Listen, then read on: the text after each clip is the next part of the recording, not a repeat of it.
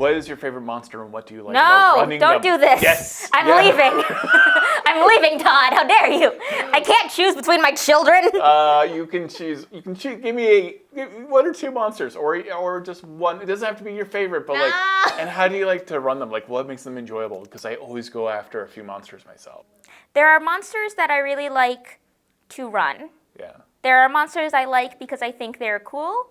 And there are monsters that I like because I designed them and they are my babies. In terms of monsters that I have really I like to run and I like to play around with, I'm a big fan of the dragons. Especially the gem dragons that got released in Fizban's Treasury of Dragons. The Topaz Dragon is probably my favorite family of creatures. I am personally fascinated with the different narrative ways that you can take necrotic damage.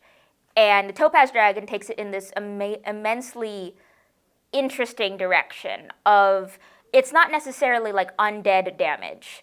It is a kind of damage that just saps the life out of it, like a blight or dehydrating.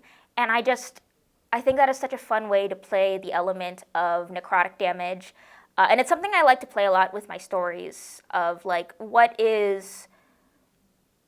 how do you represent death? What is the symbolism of death and what does it mean overall? And it gets very meta and all that stuff, but it's something I love to explore, the meaning of what it is to take something and then know that it's going to die in the way that anything inevitably does, but trying to figure out the moral and physical ramifications of burning it all down and starting over, or the idea that in the same way a volcano will erupt and decimate the land, but it will also rejuvenate it. How does death and destruction play into creating something brilliant and new? And the Topaz Dragons kind of hit that sweet spot of they have this immense deathly power, but they're also not undead beings. They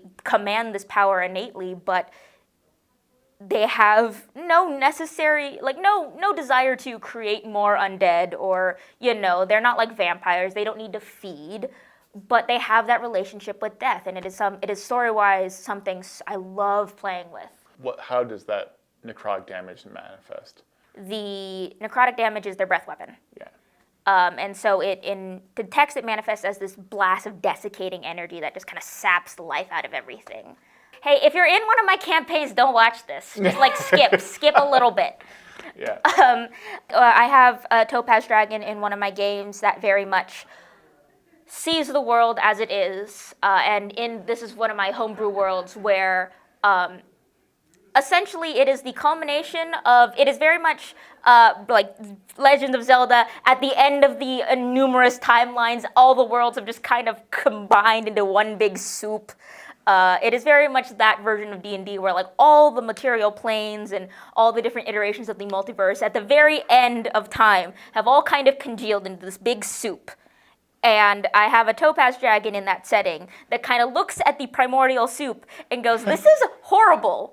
I just want to burn it down and start all over.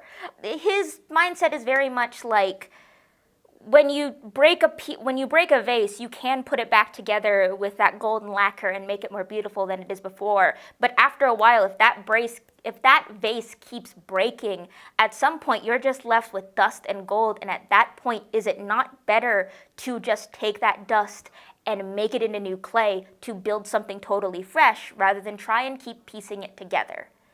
And so he has that super interesting philosophy that is super fun to play with as a villain, a villain who genuinely loves and cares for this world, but also understands you are holding on to pieces of dust.